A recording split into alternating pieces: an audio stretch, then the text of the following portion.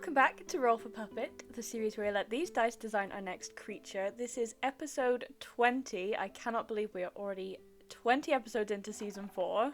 Thank you so much if you have been watching and enjoying the season, and let's get started with a brand new episode. First of all, by rolling for our head shape, of course. And today we have a 20, which is going to be for the Gilbert head shape. Now, I don't think we have actually shown the Gilbert head shape in season 4 yet, so this should be a nice surprise for anyone that has not seen the previous 3 seasons. Now for our personality with our chaos dice, and we have underground. That is not a personality that we get to explore very often, so cave dwelling and maybe a little bit more creepy and dark. I think it's going to be really fun, mixed with the Gilbert facial expression. So today is going to be a wild ride, and let's get started. First of all, by cutting out the reticulated foam pattern on our trusty, wonderful, wise bandsaw. All hail the bandsaw. And you too can hail the bandsaw from the comfort of your own home with our All Hail the Bandsaw pin, if you would like to just make sure that this continues to grow and we are blessed by the bandsaw for many years to come. But once we have cut it all out, we're going to glue it all together with our contact adhesive for our delicious yet forbidden honey sandwich. And then once all of that delicious forbidden honey is dry, we're going to press all of the foam together to form the shape. And what a shape the Gilbert is. And then, of course, we're going to have our S for sexy on the mouth plate, which gets glued together with the forbidden ice cream sandwiches, the black fleece, and then all of that gets glued into the puppet's head. Now, for those of you who have never seen the Gilbert head shape before, if you haven't watched the first 3 seasons of Roll for Puppet, which were all hosted on TikTok, it is very, very unique, very specific, and it can make for such fun creations. Let me know in the comments what you would turn a Gilbert head shape into, but now of course we need to roll for our colours, first of all for the amount of colours, and we have 1 for a monochrome puppet, and that colour is 6 for brown.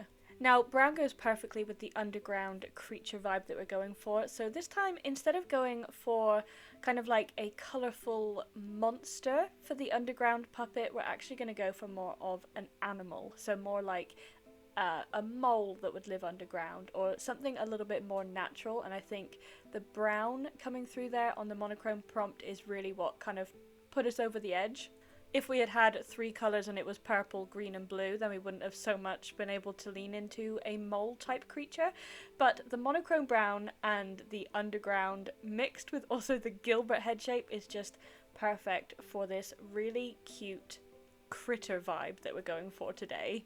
So of course, as always with the monochrome puppets, we definitely want to bring in several different shades and tones of brown and a couple different textures, because if we went with the whole thing just one shade of brown, then this puppet would fall really flat and definitely would not look detailed. So we're going to cut out our fabric. First of all, we have this kind of more warm caramel toned fleece, which we're going to use for some of the skin of the puppet, and then we have a different colour brown fur that we're going to use for the back and a little bit on the head and half of the arms. I always love the effect when we do half fleece and half fur arms, and then they're kind of sewn and blended together in the middle. So once we get past all of the machine sewn parts, we're going to move on to the hand sewn seams on the puppet's chin, and also, like I said, the seams between the fur and the fleece on the hands. The Gilbert head shape is just so fun. So anyway, this is the fabric that we've chosen for the fur on this puppet, and it looks so natural and so cuddly and just really delicious. It's a lot cooler in tone than the fleece that we've got, so it's a really nice contrast. And we're going to have that wrapping around the foam body of the puppet and kind of just meeting where the fleece is. We also have this little exaggerated belly button. I think whenever we do a creature and we have fleece on the front of the puppet's body, we always have to add a belly button. Like, you can't stop us. Furry Fingers try not to add a belly button challenge failed. Like, immediately we just failed that one. I think it looks so cute, and especially with the cuddly underground critter vibes that we're going with today. So now we're going to cut a little bit of the fabric away on the belly so that we can expose that really cute fleecy belly button effect. And don't worry, we're going to add some definition and some shading later to really exaggerate that and bring it out, because you know we love a belly button. I'm just going to go and sew all of the seams around the belly as well to blend nicely between the two fabrics. Adding on the fur to the puppet's head as well. We're going to glue that in place and again sew the seams. And then we're going to be ready for our little happy dance. We're going to doll joint the puppet's arms onto the body and we're going to be ready for our finished colourful reveal. Here is our monochrome underground Gilbert so far, and now we need to roll for our eyes. I just love their grumpy expression, but they're also just so endearing. I think the Gilbert head shape is definitely one of my favourites. So for our eye selection, we have 2 for dot eyes. But you know we had to do something slightly different with this puppet. So because the character is underground and we're going for more of like a mole creature, we definitely wanted to have teeny tiny dots. Potentially, first of all, I was thinking of completely different sizes. So one really big black eye and then maybe like a teeny tiny brown rimmed eye. You'll see in just a second the brown one that I was thinking about. But the asymmetrical quality of that wasn't quite working, so in the end I decided to just go with 2 of the same size dot eyes. But rather than when we have the big cartoon style like 3D printed eyes with the black dots fitted in, I wanted to just purely go with dots. So these are sort of like the dressing ones that I can find the right positioning for. Then I'm going to attach the real ones, and this just turned it into the cutest little teddy bear character I've ever seen. Look at him on this big dramatic sized head. It's just so fun. Now for our features, we have 2, 5, 15 and 20, which is going to be for ears, hair, jewellery and dealer's choice. You know it is a good episode when the dice trust us to bring something to the puppet, so thank you so much for that. First of all, for the ears, I wanted them to be coming out of the side of the puppet's head rather than sticking up. I wanted them to almost be like bat ears and quite dramatic. So we have this pointed style ear and we're going to sew it up with fleece on the inside, fur on the outside, and then I'm going to pin them in the right place before hand sewing them onto the puppet's head. I love the colour of these 2 fabrics together. And then, this is so fun. So I'm going to pin them in place and I'm going to have them coming out of the side of the puppet's head, and I think they just look really, really cute. And I don't think initially we were going with cute when we started this puppet, but it got there along the way. So for our dealer's choice, we thought they probably need some teethies. Again, we were very mole inspired. And the other fun thing with the Gilbert head shape is you can't see any teeth when the puppet's mouth is closed because of the way that the bottom jaw like hinges out. So the little teeth are a surprise. When you first see the puppet, you wouldn't know that they were there. We're just going to carve some EVA, sort of like buck teeth in the front, glue them in place, and then of course we have a dark, rich brown, fleecy puppet tongue because every puppet needs a tongue.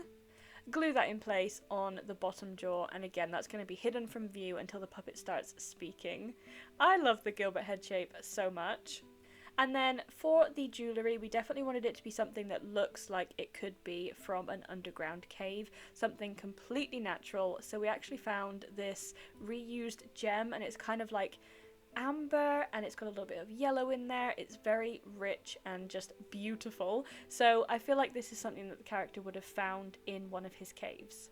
Just look at that. It goes perfectly with the colour scheme. I love this so much.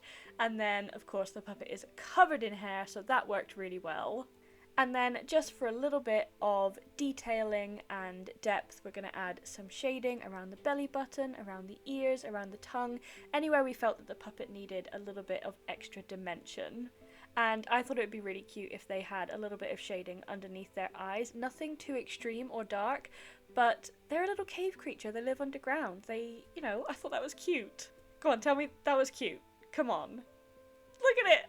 Tiny little eye bags on this little mole slash bat creature. Here is the finished underground monochrome Gilbert. Such a specific brief today. I don't know if we lived up to what the dice were hoping for, but I thought this one was really fun and really cuddly as well. Like when we first got all of the prompts, I thought that this one could be quite dark and disturbing and creepy, and I was really excited for that. But it just turned out completely different than we thought, and I love it. So let me know what you think. Thank you so much for watching. As always, give them a name and a detailed backstory down in the comments. I absolutely cannot wait to read all of your comments, so thank you so much again. And of course, don't forget to subscribe, leave us a like. We will be uploading new episodes of Roll for Puppet every single Friday. Don't forget to pick up your puppet pins because it really, really does help. And if you would like to support the show, you can head on over to our Patreon community. For less than the price of a coffee per month, you get these episodes early and ad-free. You get access to our Discord server. There's discount codes. Lots more. So head over there if you would like to show us some support. It would mean so much. And we will see you next week.